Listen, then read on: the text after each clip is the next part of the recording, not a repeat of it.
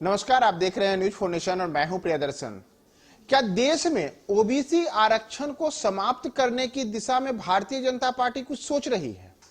यह सवाल इसलिए है क्योंकि उत्तर प्रदेश में नगर निकाय के चुनाव होने हैं और नगर निकाय के चुनावों को लेकर के जो राजनीति हो रही है, उस राजनीति में अब जनता दल यूनाइटेड के राष्ट्रीय अध्यक्ष ललन सिंह कूद पड़े हैं। दरअसल उत्तर प्रदेश में निकाय चुनावों को लेकर के इलाहाबाद के लखनऊ, जो इलाहाबाद हाईकोर्ट की जो लखनऊ पीठ है, उसका एक बड़ा फैसला आया है। इस फैसले में कोर्ट ने कहा है कि राज्य में बिना ओबीसी आरक्षण के ही चुनाव के प्रावधानों को संपन्न कराया जाए, लेकिन इसे लेकर के एक बड़ी राजनीति शुरू हो गई है और इस राजनीति का केंद्र बिहार बन गया है। इसमें जदयू के राष्ट्रीय अध्यक्ष ललन सिंह और भारतीय जनता पार्टी के वरिष्ठ नेता सुशील कुमार मोदी के बीच ट्विटर वार देखा जा रहा है। दोनों नेता एक दूसरे के ऊपर अब जो आरक्षण है, आरक्षण को लेकर के आरोप प्रत्यारोप लगा रहे हैं। जहां जनता दल यूनाइटेड एक प्रकार से भाजपा पर आरोप लगा रही है कि वह देश में ओबीसी आरक्षण को समाप्त करने की दिशा में काम कर रही है, तो वहीं दूसरी ओर सुशील कुमार मोदी बार बार कह रहे हैं कि ऐसा कुछ भी नहीं हो रहा है और देश में आरक्षण के प्रावधानों को लेकर के जनता दल यूनाइटेड या फिर राजीव रंजन सिंह और ललन सिंह को चिंता करने की आवश्यकता नहीं है। हम इसमें आपको बताते हैं कि कैसे क्या हुआ। दरअसल इलाहाबाद हाईकोर्ट की लखनऊ पीठ का जो फैसला आया है, वह एक दिन पहले आया।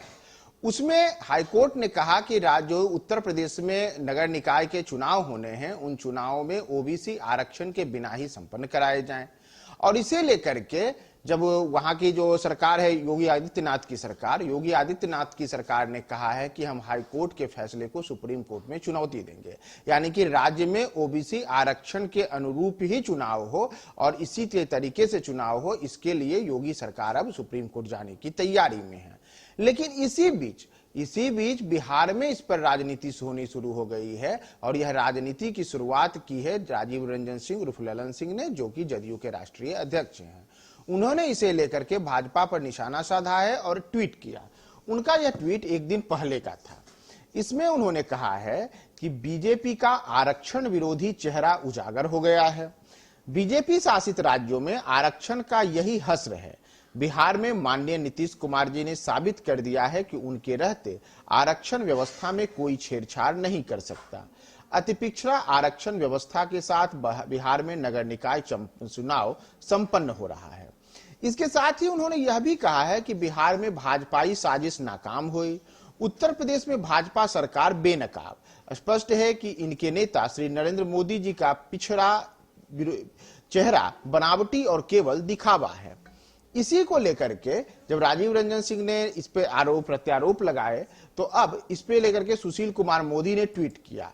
उन्होंने ललन सिंह को करते हुए कहा है कि यूपी की चिंता न करें, बिना ओबीसी के आरक्षण के चुनाव नहीं होगा।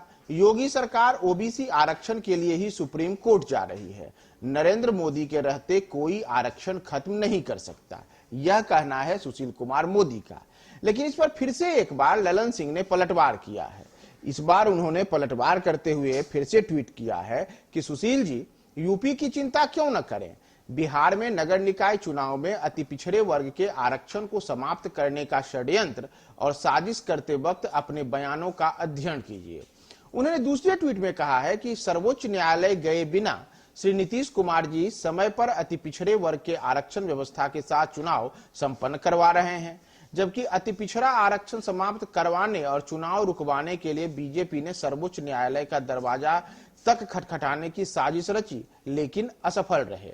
बिहार यूपी के बाद अब तो देश भर में भाजपा और माननीय श्री नरेंद्र मोदी जी का आरक्षण विरोधी चेहरा बेनकाब हो ही गया है।